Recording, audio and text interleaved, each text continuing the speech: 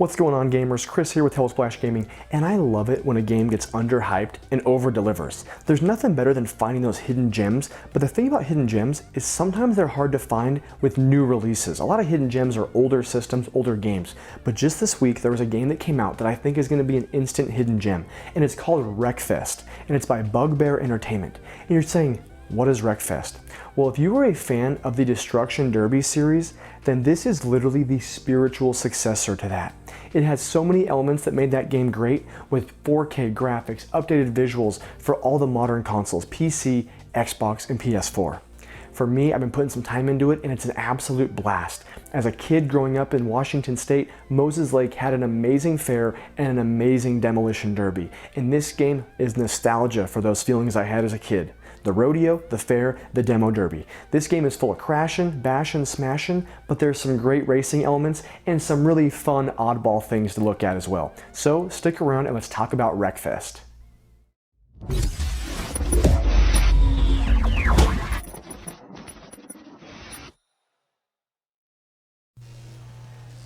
Wreckfest, released just this week by THQ Nordic and developed by Bugbear Entertainment, had a very quiet release. Now, Bugbear Entertainment's known for their Flat Out series and then their 2012 Ridge Racer Unbounded, but otherwise they're pretty unheralded.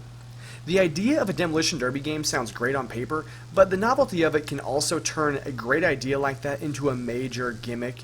But fortunately, Wreckfest finds a great balance between trying to be a racing game for those that really want a challenge, and then a fun arcadey style experience with over-the-top lawnmowers and rust bucket vehicles that would otherwise get sent to the wrecking crew to get a new lease on life.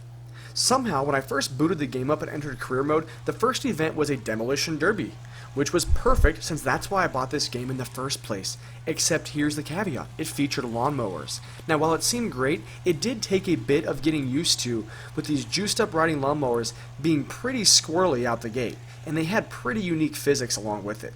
Driving them was a little bit erratic, and the sweet spot between doing damage to my own supercharged grass cutter and the other Death on Wheels competitors took a bit to find. But once I got the hang of it, I started to really enjoy seeing bodies flying off of lawnmowers and then the actual vehicle itself catching fire.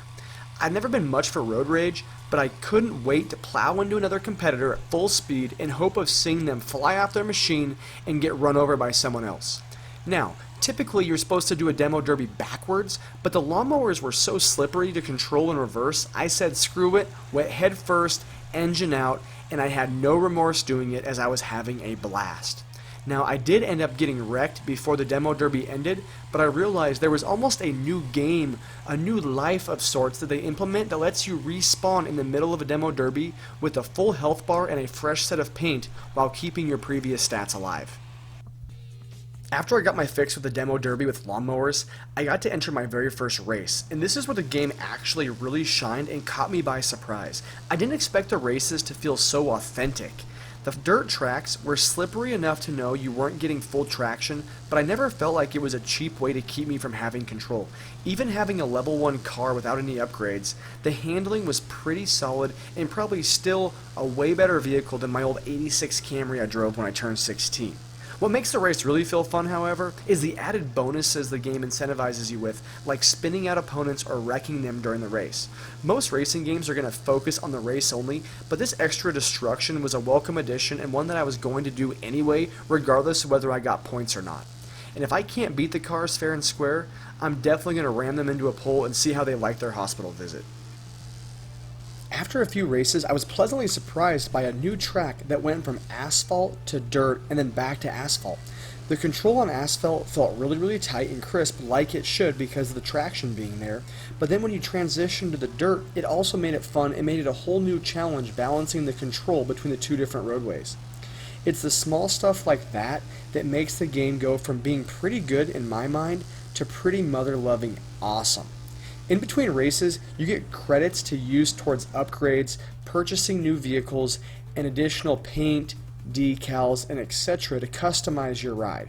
I didn't spend enough time in the tuning portion to really give an honest review on that, but I can tell from the small amount of browsing that I did, the hardcore tuners are probably going to be disappointed, but for those of you that are complaining, bye Felicia, you're missing out on a really cool game.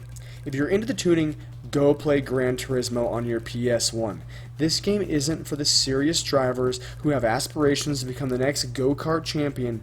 This is for the beer-guzzling, Cheeto-eating, never driven a car that can go over 100 miles per hour crowd like myself. Okay, maybe not that bad, but this isn't a simulation, even though it does a dang good job at being a mix between hardcore racer and the I feel like being a racing game, but I don't want to get serious about it style. I eventually made my way to the actual game mode that I was most looking forward to, and that was the Demolition Derby with cars, and it lived up to my expectations. I had a lot of fun. It wasn't quite as entertaining as seeing bodies flying across the screen and lawnmowers combusting, but it felt more genuine and intense. The Demo Derby definitely filled the void I was missing since seeing my last live event. However, the most fun I had was actually doing the races, and that was a big surprise to me. On top of the traditional races, they have a pink slip race as well, which is pretty cool. It's like you're racing against a rival. It's a one-on-one with a great one. Winner gets the car and the girl, loser sleeps in their parents' basement. And one of the most underrated parts of this game is the rockin' soundtrack. I caught myself tapping a foot or bobbing my head multiple times to the music. It got to the point where I wanted to lower the sound of the engine and the actual sound effects of the game and listen to more of the sweet riffs my speakers were putting out. Now, I'm no music connoisseur, but damn, these bands were killing it. I mean, they're no Hazer, but I loved it, to the point where I would definitely buy this soundtrack just to listen to it.